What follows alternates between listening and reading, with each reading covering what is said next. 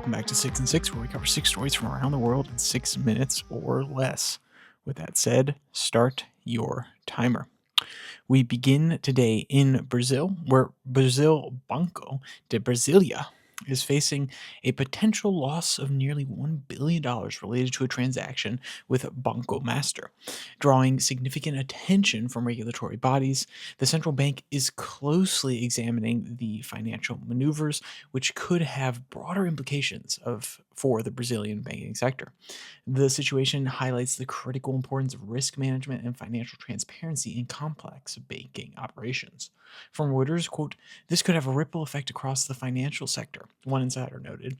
Such incidences strongly highlight the necessity for robust oversight mechanisms to avoid large-scale financial repercussions, according to a market expert. And another analyst emphasized that, quote, "This case serves as a critical reminder of the potential pitfalls in complex banking operations," end quote. Next, we travel across the world to Africa, where devastating floods in the south of the continent, exacerbated by climate change and La Nina weather patterns, have caused unprecedented destruction across countries like Mozambique, South Africa, and Zimbabwe. Excess rainfall over just a few days overwhelmed local infrastructure, resulting in significant human and economic losses. These events underscore the urgent need for improved disaster preparedness.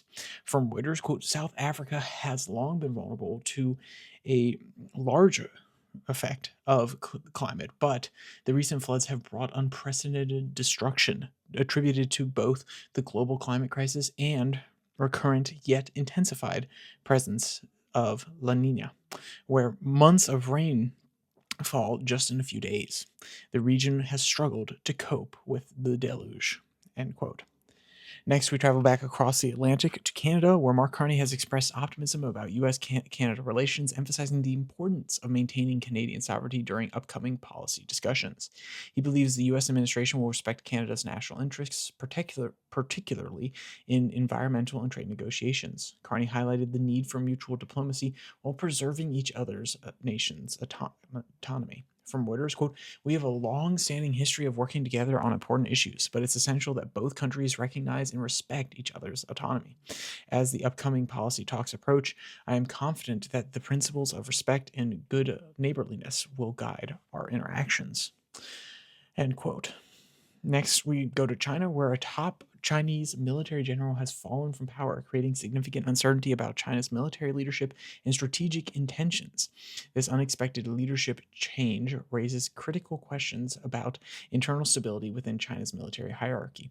The development signals potential shifts in military policy and prompts international analysts to reevaluate China's geopolitical positioning and defense strategies. From Reuters, quote, "The sudden departure of a high-ranking military official suggests complex internal dynamics within China's leadership. This leadership transition underscores the opaque nature of military decision-making in China and introduces additional complexity to understanding the country's strategic objectives and potential global military postures," end quote. Next, we travel south to Australia, where Tennis Australia has acknowledged player privacy concerns and is actively working to address them. The organization is reviewing its data handling procedures and implementing enhanced security measures. CEO Craig Tilley emphasized the importance of creating a secure environment for athletes' personal information and maintaining transparency in their operations.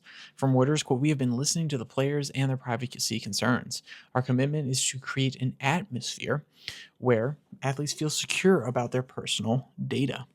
We are dedicated to conducting our operations within a transparency and open mind rights in respecting the privacy rights of those involved in professional tennis."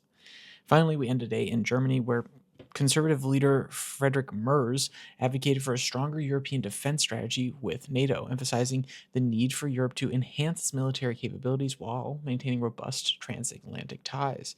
He proposed a balanced approach that increases European defense investment and ensures collaborative preparedness against potential security threats. From Reuters, quote, "Europe should shoulder more responsibility in its own defense rather than overly relying on the United States. We must demonstrate our capability to defend ourselves while maintaining our cultural alliance with the U.S., end quote. And if you want to read any of today's articles in their entirety, you can find all of them linked in the description below that like and subscribe button. Also down there, you can find the podcast on Spotify, Pocket Cast, as well as the link to the Twitter handle at Your Daily Flip, where I post the links to these episodes on Tuesday and Thursday, and the normal podcast on Monday, Wednesday, Friday. So, with all that said, there's only one more thing to say. Stay safe, don't die.